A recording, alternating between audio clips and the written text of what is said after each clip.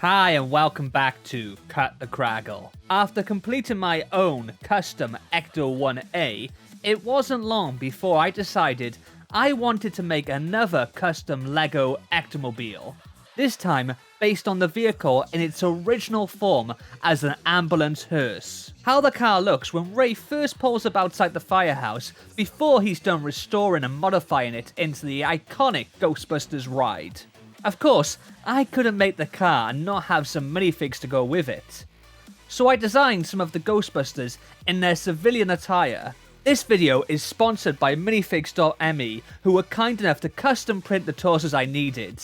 As well as custom printing your designs, they also have a great range of readily designed custom minifigures inspired by all sorts of TV shows, films and video games. Be sure to follow the link in the pinned comment below to check out their site. Now before we take a closer look at the minifigs, let's check out the car itself. Obviously the basis of this build was the original LEGO Ideas ECTO-1 set.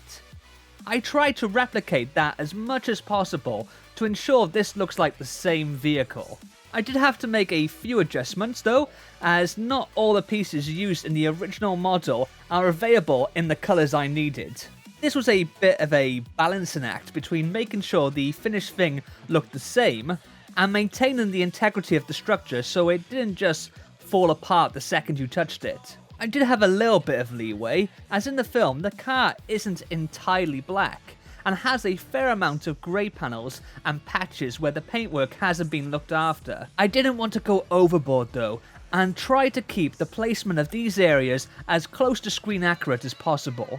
I did also change out these bits here, using just regular dark grey studs to finish off the wheel trim, rather than the shiny chrome dumbbells used in the finished ECTO-1. I just felt it helped give it a more rustic look.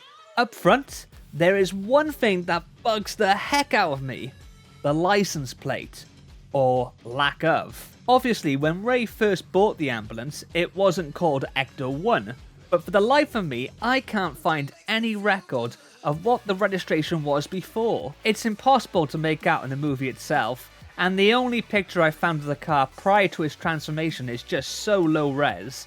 If anyone out there does know what the registration number should be, please drop me a comment below. I'd love to get this tile printed and finish the car properly. The back is probably where my compromises in part picking are most visible. The wings and rear brake lights are fine, but the finish here is a mismatch of colours. Although it could be argued that just helps with the neglected look of the thing, like down here with the rear bumper, where I ran out of chrome slopes and just couldn't be bothered ordering more. I think it works.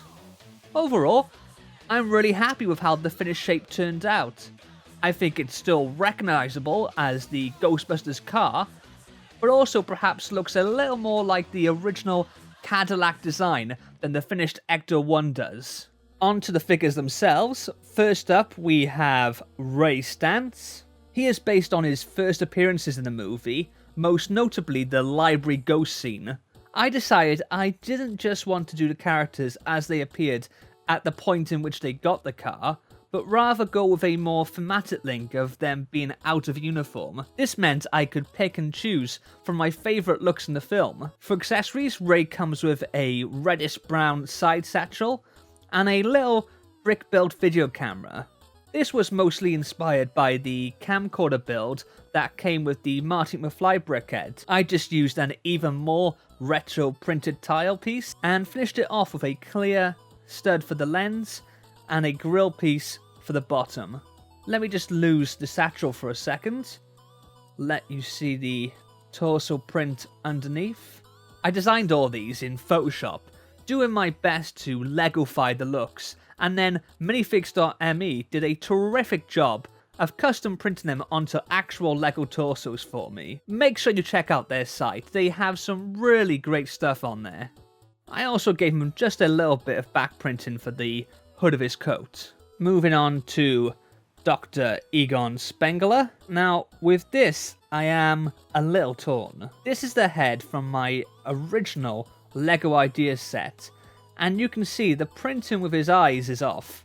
It kinda seems like he's just looking to the left, and that gives it a different appearance from the other Egons, but it's a misprint. What do you think? Shall I just go with it or order a new one? Egon's torso is based on his appearance in the latter half of the movie, primarily the scene in which the containment unit is shut off. Pete Venkman is based on the scene where he goes to check out Dana's apartment. You can see I also included the suggestion of a shoulder strap, and that is meant to look like it's attached onto the ghost sniffer he's holding. Let me give you a better look.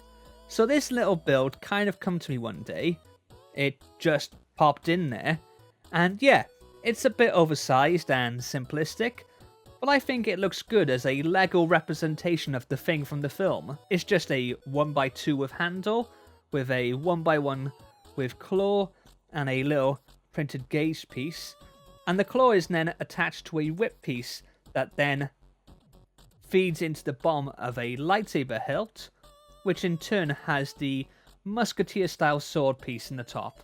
Last but by no means least, we have the everyman of the Ghostbusters, Winston Zedmore. I had to choose whether to do him with his blazer on, as he first is in the interview with Janine, or with it off as he is seen immediately after.